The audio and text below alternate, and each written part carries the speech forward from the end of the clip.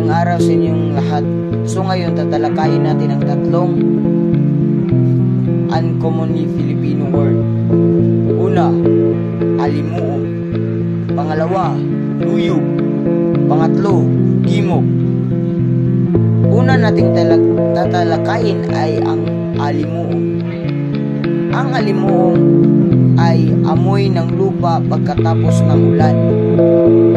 Example, naamoy ko ang alimuong pag matapos ang malakas na ulan.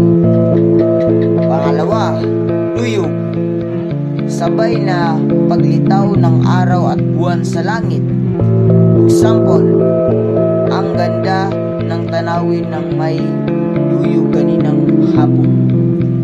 Pangatlo, gimok. Huling hininga bago mamatay. Example, hawak niya ang kamay ng ama hanggang sa huling gimok nito. At yun lang po, maraming salamat.